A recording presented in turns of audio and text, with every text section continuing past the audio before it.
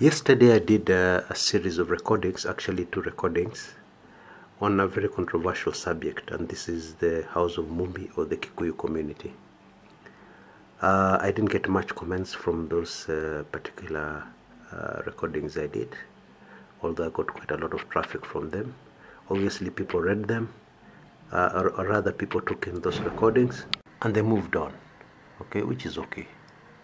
However, I'm here to tell you today that there's some very important information I left out of those particular recordings for 2 reasons. One, had I included that information, that particular recording, they would not have been as well received as they were, okay? Number 2, I believe that you have to prepare people before you give them some certain information which may be not only sensitive but very traumatic.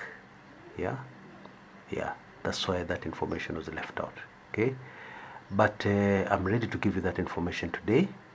However, I'm going to do something I've never done before. I will not give you that information in this recording, yeah, but I'll give you some background. And what you'll need to do is, there are 2 articles that I want you to read that you'll find in the description area of this video. They don't even go to the Kumekucha blog. Actually, one article is from the Standard and one article is from a church site. Yeah, I want you to just read those 2 articles.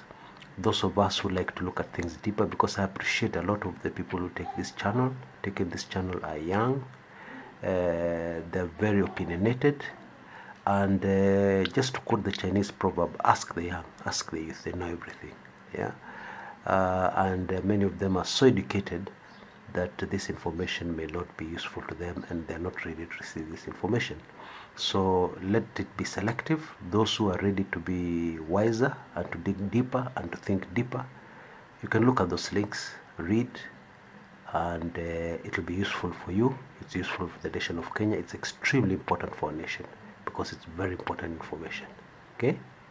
Now I need to give you the background to that information, and I'll give it to you with a first-hand experience story. When I was growing up, as I've always told you in this channel, my father was a very senior police officer, and he climbed up the ranks very quickly after independence. And then around the early 60s, early 70s, late 60s, his promotion stopped, okay? Now, I'm about to tell you one of the reasons why those promotions stopped, yeah? There was another reason which is not relevant for our purposes here, so I'll just stick to that one reason. Okay, now around the late 60s, early 70s, many of his colleagues told him that he needed to do something in order for his promotions to continue, in order for his career to keep climbing. Because even in the forces, in the disciplined forces, you reach a certain rank and level where your climb, where your promotion becomes political. Now, this thing which my father's colleagues were telling him to do, which he was not prepared to do, was to go and take an oath.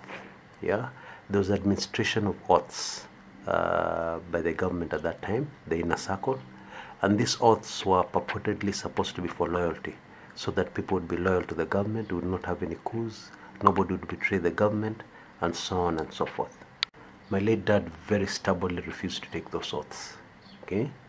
And he would talk to them. In fact, even later in life, recently, even before he passed on in 2011, he would still remember those oaths, and he would say he did not understand how people in this civilized age would get involved in something as dirty, something as repelling as taking an oath, which involved taking off your clothes, drinking blood, strange, funny things. Yeah.